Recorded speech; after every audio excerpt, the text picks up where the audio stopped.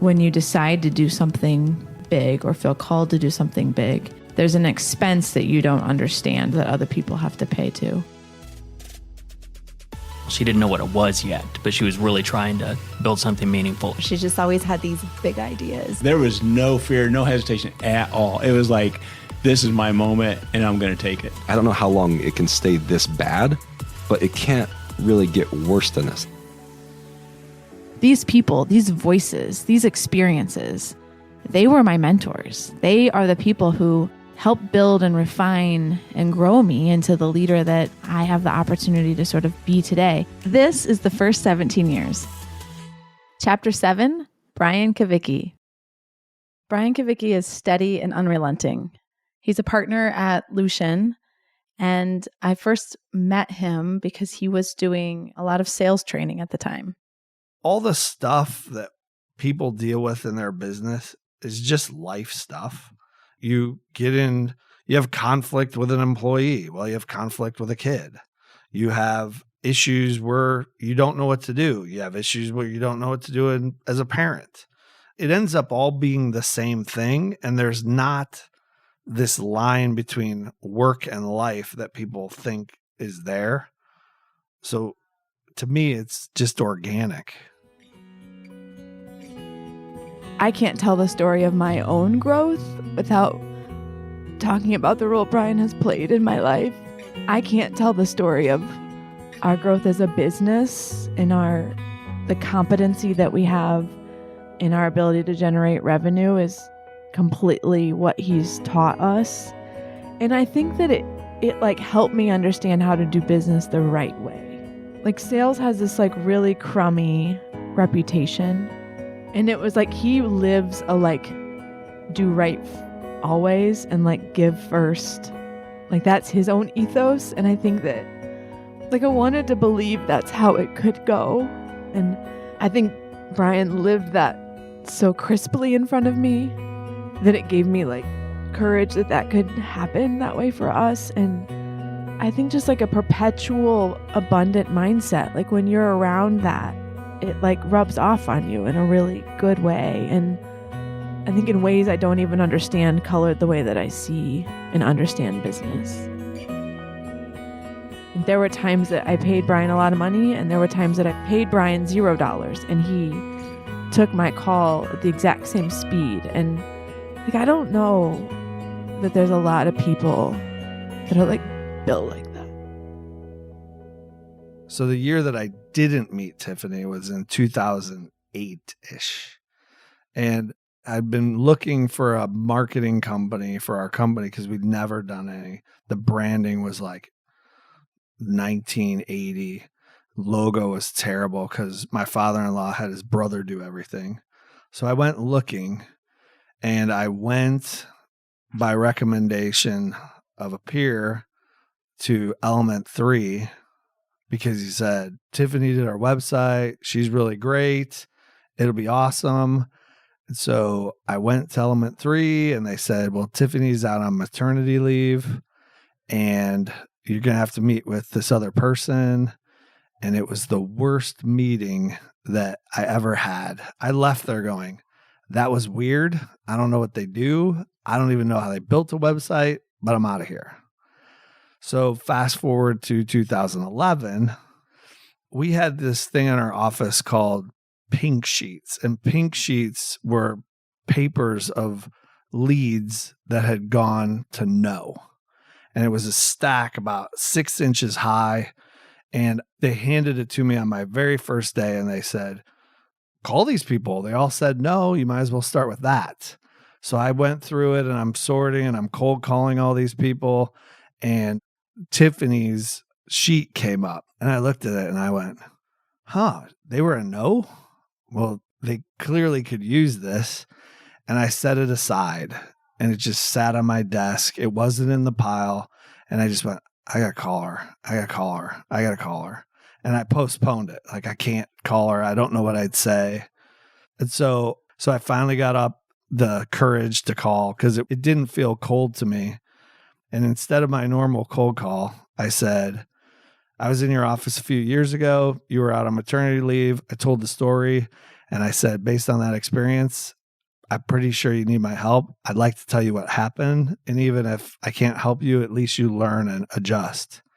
And she said, this was a very different cold call. And I said, is that good or bad? And she said, well, no, this is great. I'd love to know that. I'd love to make an appointment with you. And that's how we met, is in that very first meeting. The first time I ever heard like Brian's voice was through a voicemail on my phone. And it was like, Tiffany, this is Brian. Call me back at 317-555-1212, whatever his number is. And it was like said in a way that had urgency. And so I actually thought it was a collections call. So I called him back and was like, this is Tiffany. I guess like Brian needs me. So that was how, it wasn't like an introduction in the traditional sense. It was him cold calling me and leaving it in such a format where I thought I'd done something wrong. And it was like a season where I owed like a lot of people money at Element 3. So that was why it was top of mind for me that this might be a collections call. So I called him back and was like, this is Tiffany. I guess Brian wants me. Kind of like, who's Brian? And that was how we met. I rolled up to the Pyramids parking lot. I parked my car about 45 minutes before the appointment. I got out my journal and I started writing about what the meeting was going to be. Today, it's December 14th, so this is right before Christmas. Today, I will connect with Tiffany. I do not have to work to make that connection. God will open her heart to listen to my words the way that I am, and will encourage her that I am someone who can be trusted, someone that can help her more than she already is. I will bond early. I will become unemotional. I will get to next steps. I will find the true pain that she needs help with and help me to show that I can help her. Give me the wisdom to know that she deserves my help. I love what I'm doing, and I will be able to help her. At that point, it wasn't like she was my first client. So I knew what that looked like. I knew and had faith that I could do it. I just perceived her situation as very different, because one of the things that she had said to me on the phone was, I'm pregnant again, and that was a tough time in my life. And I was like, oh, this isn't totally just a how do you sell better. This is a business conversation of where I'm at. And so you're showing up for something very different than what I had been used to up to that point. There's something I'm supposed to do here. I remember going into it, our first meeting, like just feeling really guarded. I remember going in just feeling like I'm going to hold my cards really close to my chest and I'm not going to tell you things. And even if I wanted to work with you, I don't have any money. And so it doesn't matter. This is mostly a waste of my time, was how I went into the conversation. So the whole environment of it was so much different than I was expecting. He's a sales trainer, so I was expecting it to feel very salesy. Like, and my stereotype for that was like kind of pushy, not a good listener, focused on like the transaction, not on the person. Those were like the stereotypes I had about it. And I remember him just like sitting there like he does, just like with this like posture of no expectation, like his shoulders are like kind of slumpy and he's like just relaxed and he just looks at you like, hey. And I can't handle silence. And he probably already knew that. And so I just like, blah, blah, blah, blah, blah, blah, and started like talking. And he's very comfortable with silence. Somewhere along the way, he moved the questioning, like the subject of the conversation, from the business to me personally. And I was pregnant with my second daughter at the time. And I remember being like 6 months pregnant, like kind of beginning to think about planning for some semblance of a maternity leave, because that had been very disrupted with Aubrey with the 08-09 recession. And a month after she was born, I had to let 50% of the company go. That was with my first one. So I was in a very trauma-filled way trying to think about planning for I was going to have a baby. I didn't know if I was going to get a maternity leave, but there was a lot of emotion around that for me. But I didn't have the luxury of emotions. And so I was just behaving it. And he pushed enough where he was like, well, how does that feel? And what about like that? And talk to me about it. And I think I started bawling. But he said, you believe that when you have babies, bad things happen. I remember those words so vividly. And I had never thought that. But in him being able to reflect in a very short time to me that this is your muscle memory, is that when you have babies, it's horrible for you. I was like, yeah, that's true. And I felt seen in a way that as a young entrepreneur, it's very lonely. You don't know that you feel that lonely because you can't admit it to yourself or you'd die. But he just saw me so quickly and was able to articulate the depth of what I was going through in a way that I couldn't see it or articulate it. I told him probably most of the truth about where we were as a business, kind of like, you like to fix broken things? Like, how about this broke ass thing? Like it was kind of my attitude. Like, okay, Mr. Incredible, was like, how about this? Huh? And I think I was like, it doesn't matter if you can help me because I can't afford it. It was like my response. And he's like, it doesn't matter, whatever you need. And we started working together from there. And he basically told me, it doesn't have to be the case. It doesn't have to be the case that when you have babies, bad things happen. And I was like, kind of like, prove it. And he was like, if you will do what I say, we can make that true. Well, at first it was the problem that was in front of us, which was I'm scared to have a baby because I'm going to leave my business. And next time I leave my business, it's going to be like the last time and I'm going to lose a lot of money and it's all going to fail. It was like, no, it doesn't have to be like that. We can set you up for more success than what you had right now or what you're used to. And it was giving her the confidence to get through that. And then after that, it's, well, how do you make things happen versus relying on things to happen for you? And how do you create opportunity? And how do you keep customers? And how do you build teams and all that stuff?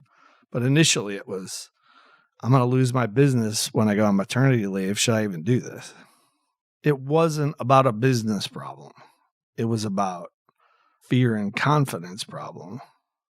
So in this journal, what I actually journaled every day was a prayer that was, bring me people that need help. Help me decide who deserves it. And so that fits that mold. And I haven't changed that. That's still my perspective. I don't care what their problem is. I just go, oh, you need help. Here you go. I also always believed that Brian saw something special in me, and I needed to feel that somebody believed in me in that way, because it was such an unlikely story that any of this was going to be successful. And I needed to know I wasn't crazy to keep trying, because it took a lot of swings.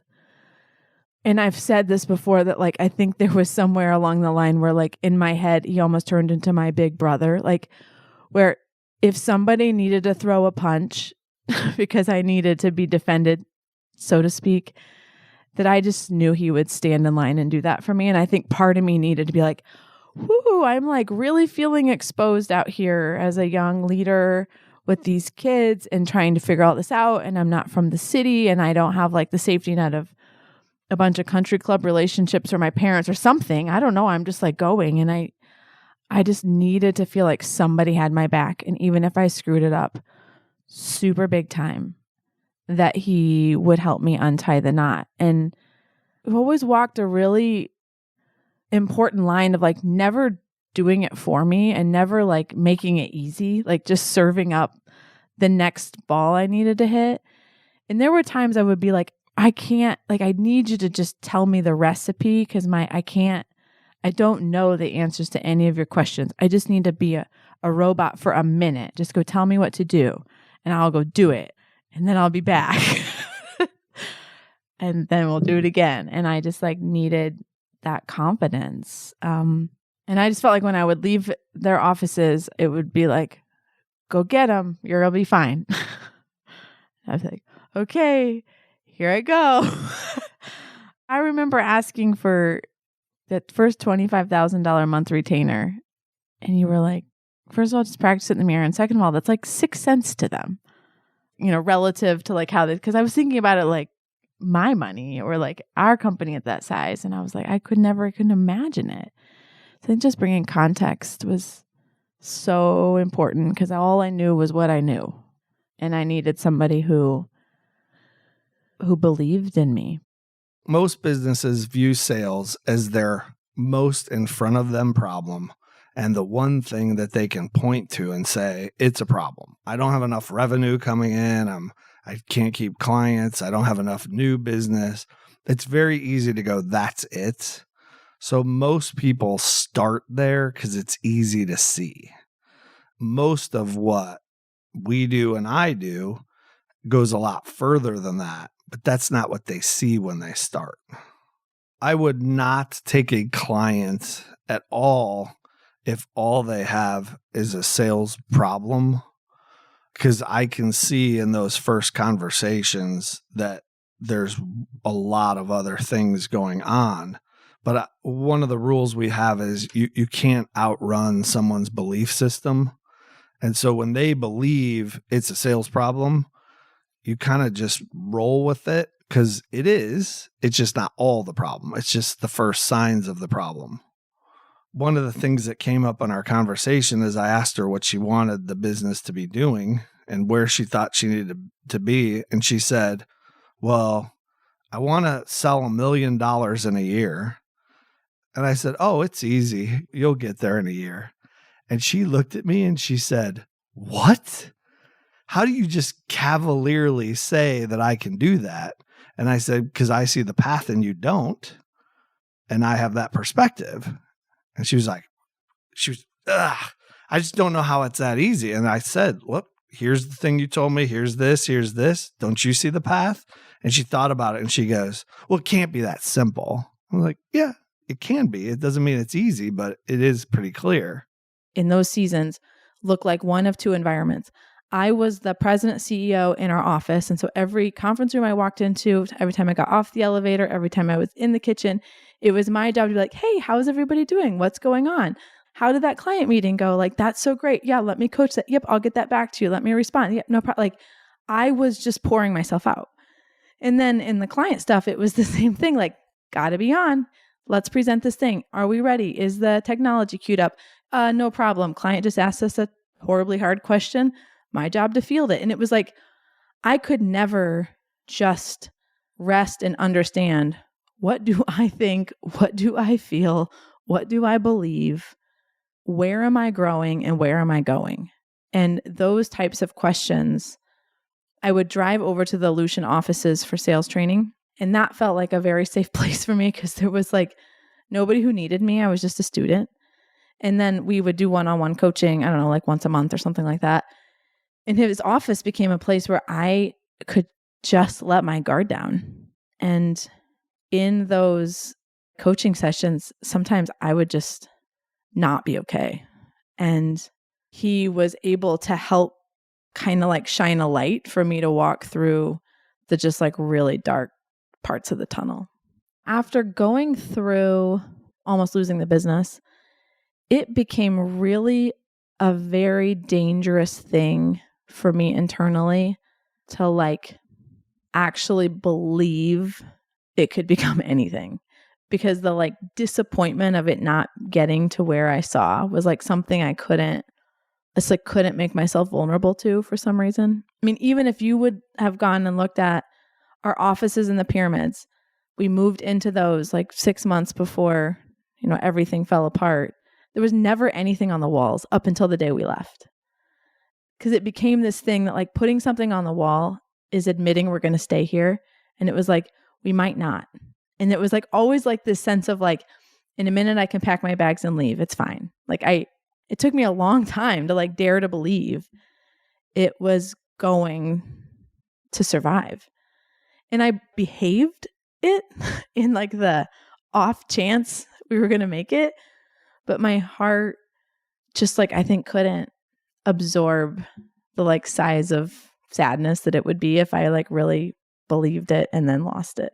The first challenge was getting her to understand that the things that had happened in her business had nothing to do with her pregnancy.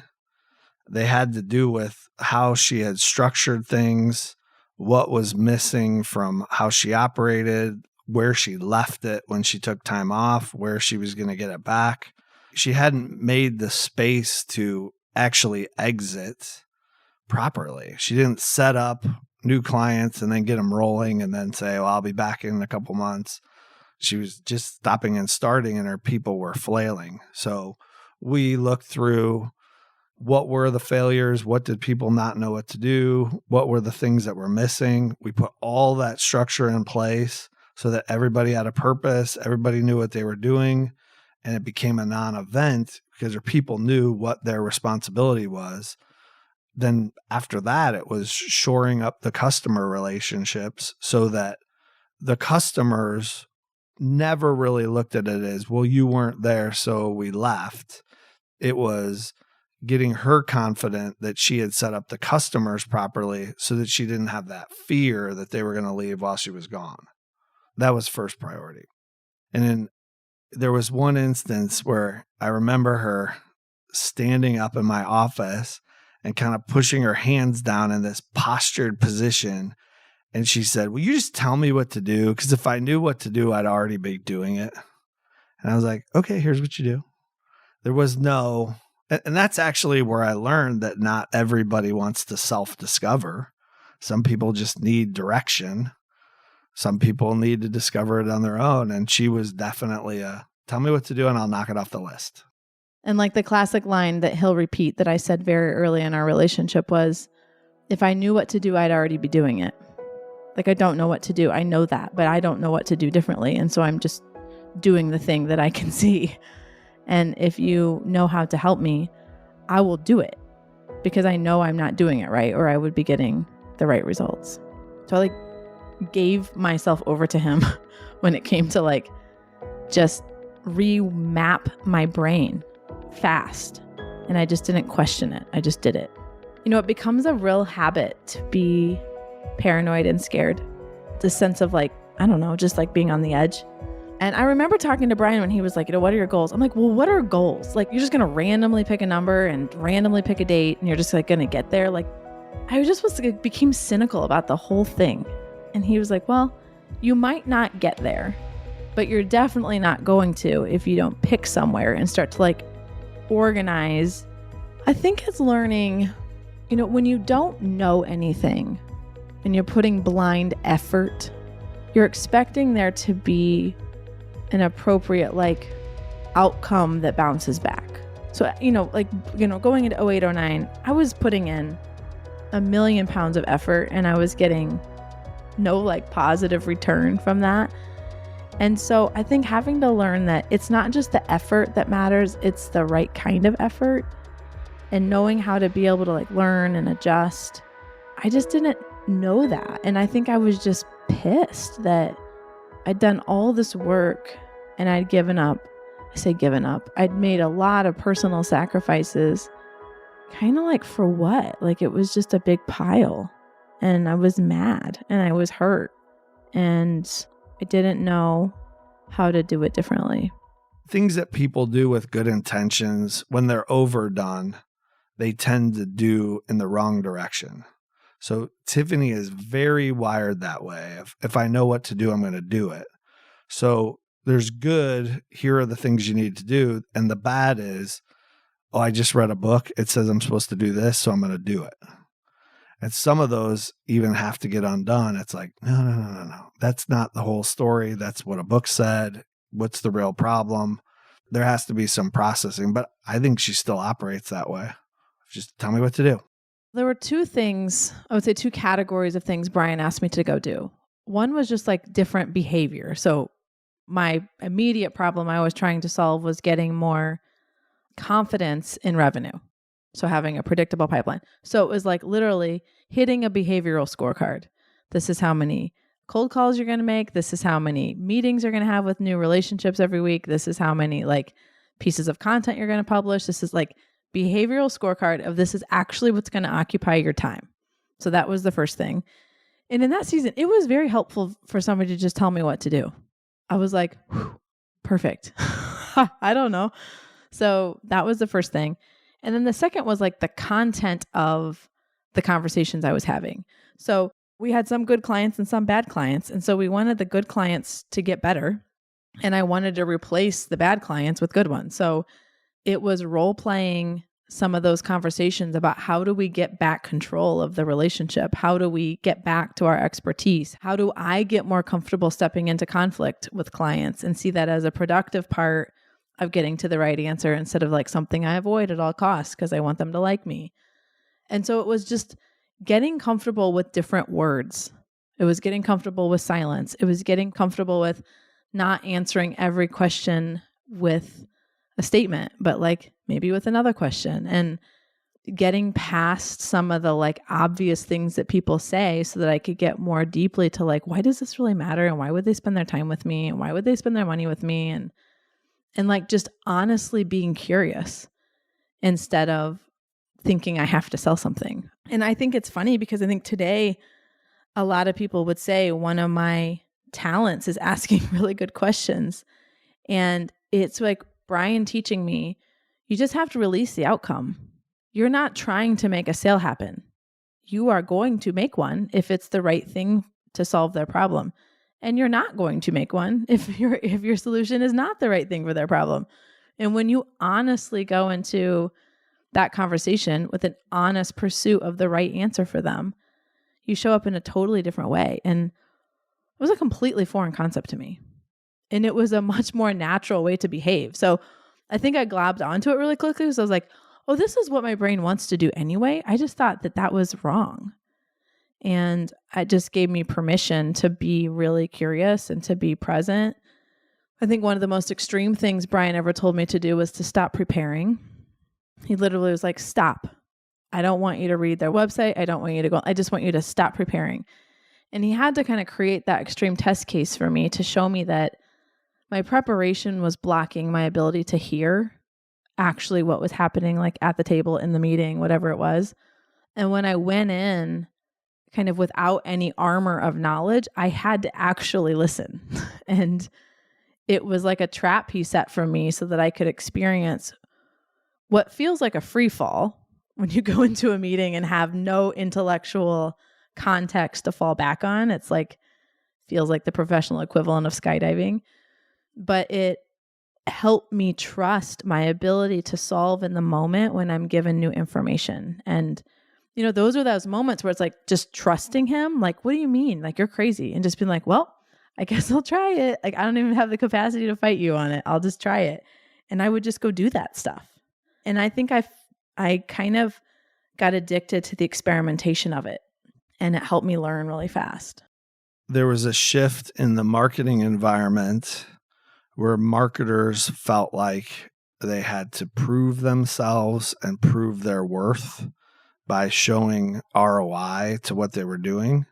Early on, it was very low-hanging fruit. She jumped on it quick and made it happen and got traction because she was an early adopter and got a ton of success that way. She grew accounts. She got new accounts. She was seen an expert in that space. That was a huge positive. There were customers that she'd always had where she had untapped potential. She didn't know how to untap it. She had been relying on someone to be strategic for her. And when she stepped into that space of, I'm going to be strategic now and I'm going to be the person, and she showed up as a business mind, not a marketing mind, a lot of things started to happen positive. Her selling got stronger. I remember having a client of ours meet with her, and he called me after the meeting and he said, does she actually know what she's doing? And I said, yeah. He goes, well, I signed up. Like I signed a contract with her, but I don't even know what I'm doing. I don't even know what this is, which is pretty good because that's high confidence in her ability and you can actually help. So that was a big change. Another exciting change is when she started to realize that the way that she was doing things and the way that she was building her plans allowed her to forecast and hit all of her forecast, all of her goals every single year. That was an exciting shift because She didn't have fear around what if I fall short. She knew how to build a plan. She knew how to execute. She knew how to get there. Had some pretty exponential growth in those years. Another big and good shift is the switch in mindset between what success looks like. There was a phase of success that said, I have to have a lot of people working for me, but that eroded profit, that eroded quality, that eroded all these things because she grew at such a rapid rate that she couldn't maintain control of it. And realizing that scaling back was a better thing, which caused them to have increased revenue. Most people don't do that. They just ride it out. So those were the big ones. I joke, I play life like a game of bumper cars. I just can't see the warning signs. I don't know what I'm too much of what, but I'm just too much. So yeah, we had like a decade of just like up and to the right and lots of affirmations that we were doing the right thing. But my leadership, it was still all about me in a lot of ways. I mean, I was really proud of the team and I knew that they were a piece of it for sure. But on the inside, I mean, I really saw it as an extension of my leadership and what I'd built and what I'd fought for. And that started to hit its ceiling as well. And so in 2018, we lost a gigantic client. Our culture just started fragmenting and good people started leaving. You know, that was the season when Kyler came to me and said, like, I'm out. Like, I just can't be part of this. And I think that's where I started to see, like, I just have to make room in a different way to trust people with really big pieces of this thing because I am at my max. And I was at my max. I was working just a gajillion hours. I would be on vacation watching a movie and all my brain was doing was like thinking about a client strategy or like, it was just like so consuming. It was not sustainable for sure. That was when my marriage started falling apart. That was where it was like everything I'd worked so hard for, I was there and it sucked.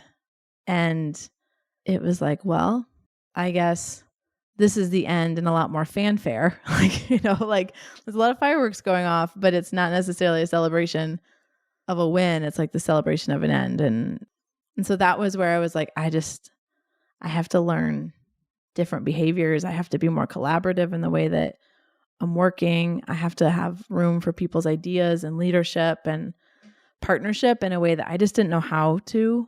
And that was when we started EOS. And that was a big part of, me getting really clear about like, this is what my sandbox is of contribution. And this is what other people's sandbox of contribution is. And getting just a lot more clear and organized and trusting people with bigger pieces of it. Now like we're actually like an orchestra that plays, like where everybody's got an instrument and the song sounds good. And I was like the conductor and the music writer and playing every instrument. Or at least I was trying to play first chair, like in every section. And I have to imagine that that's like kind of what it felt like. But I didn't see it in myself. I thought I was doing the right thing, but like things started to break. I think you had the typical struggles were relationship struggles, kids struggles, life management struggles that most everybody has, key employees that she thought were loyal, questioning her, people that she believed in, not doing the right things. A personal Tiffany shift was she went through this phase where she almost became narcissistic, where I'm the reason everything happens. I'm the reason for our success. I'm the reason that we're amazing. And it was weird to watch because that wasn't how she really was, but she was showing up in a way. So all the people that were close to her were kind of like, I don't know if I could work around this. I'm going to leave it. I'm going to quit. And she had some key people who were like, hey, unless this changes, I'm out, which woke her up because she didn't see that was happening. She recognized it. I called it out over and over. Those people came to me and said, this is a problem. I pointed it out. But when things are going really well and you are an ingredient in that success, it's hard not to take credit for some of it. And it's hard to give other people credit when you know you're a key piece. She had just taken it pretty far. She fixed it real quick. And I think she went from, oh my gosh, this is a problem, to I'm not going to be like that, really quick. And it happened when her key people had basically come to her and said, you're not the Tiffany that I know. You're not the Tiffany that I want to be around. And I'm going to start looking for another place to be. And that shock of the closest, most valuable, and most loyal people telling her, I think I'm out, was a big deal. And it happened in stages. You know, the first stage was, well, that's okay. I could do without him. Because she was still in that zone to, wait a second, this is happening over and over. And they're all saying the same thing to me. I have to address this. And she sort of snapped out of it. I think that like any strength taken to an extreme becomes like kryptonite. It becomes a liability. And I think when we were going from the stretch, like coming out of 08, 09, and 2011 was when I met Brian. That's when I had our second daughter. And it was sort of like this beginning of a rebirth. My fight to win and my desire to know whether or not I was good enough to win was like totally what drove me. And it was about figuring out, could I win in a bigger pond? Could I beat competitors who had been in the industry longer than me? Could I, as an outsider in the city, be successful? Could I solve problems for big brands in our backyard? Could I compete for talent? Like, could I? And that grit to win, it was like a win or die kind of an energy from me. It served me well in those seasons where like the lights were really dim and there was nobody who was going to like bring energy to the party. And I had to figure out like how to get the ball rolling. I think as we started to really hit our stride and like have a bunch of years that were up and to the right, and our team grew to over 70 people, and you know, we were in the newspaper every week, and like all this kind of stuff started to happen. It was still about me. And I was seeing that as a manifestation of my talents on display. And, you know, the validation that I was looking for of like, am I a good leader? Can I compete? And can I crush everybody else who's around us? Which is really what I wanted to do.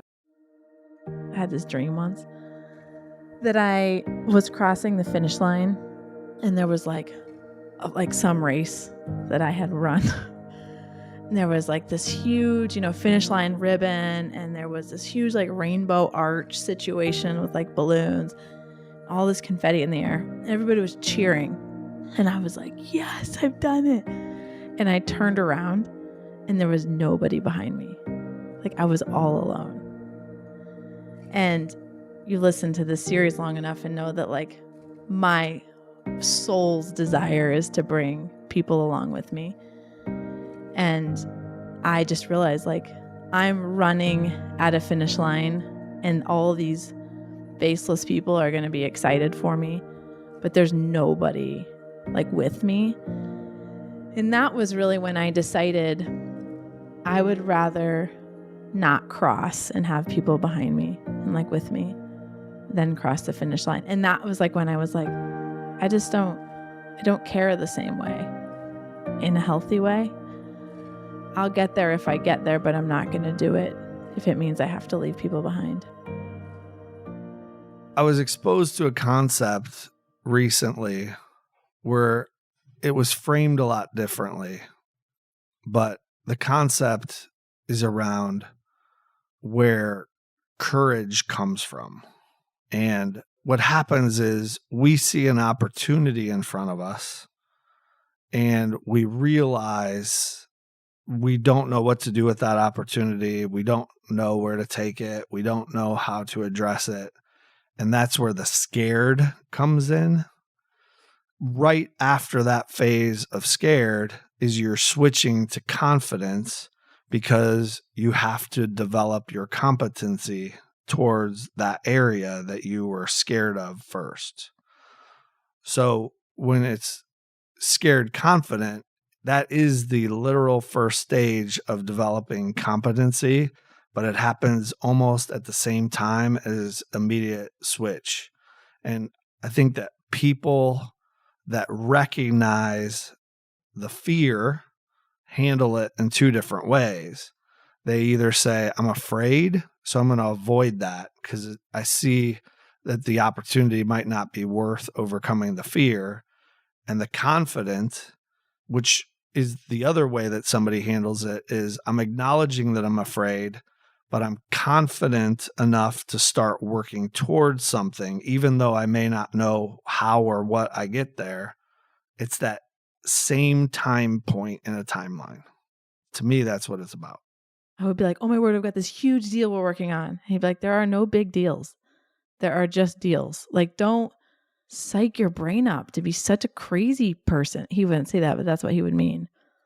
Like, there's no big deals. There's just deals. Just principally do the things that you know are right. And then outcomes are what they are. Don't try to contrive the world to be a thing. It like is what it is, and trust it and believe it. And so I don't know, I've asked Brian before, like, do you ever get nervous? Like, do you ever like just want to pee your pants?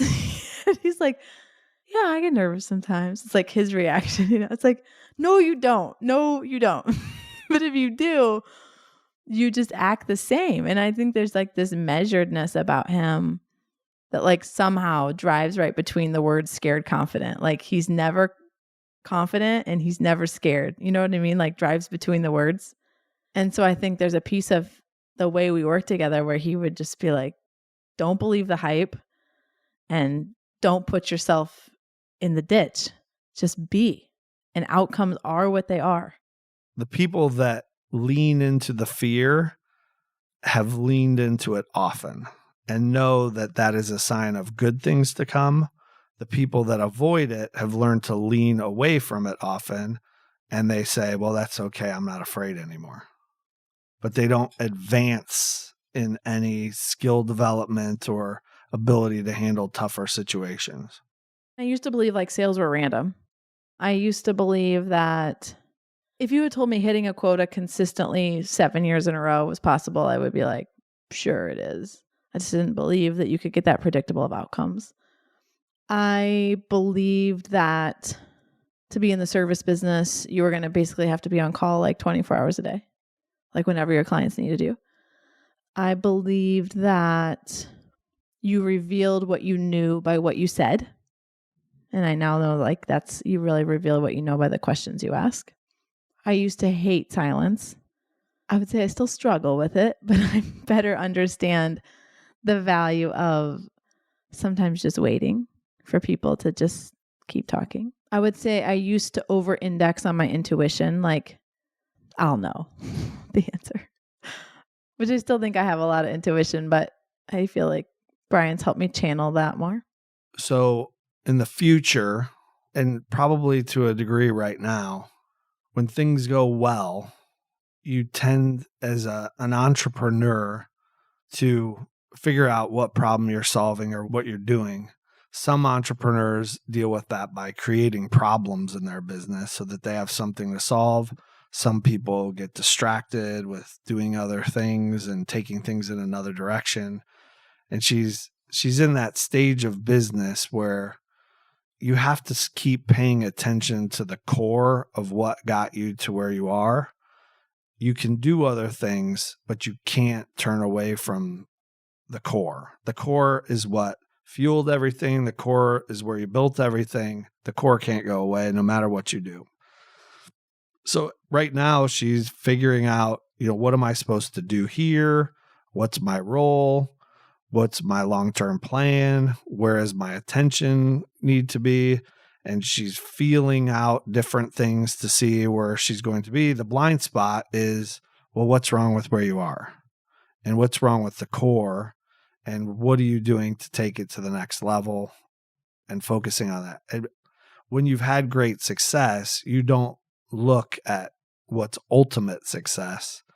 you've been so incremental over time that you don't think, how do I take it to the next level? And that's a danger zone. When you develop your people as part of the culture, you develop them well, you develop rock stars. Well, if you're not caring and feeding your rock stars figure out what they want to do. And if you don't have a path for them, they figure out somewhere else to do it.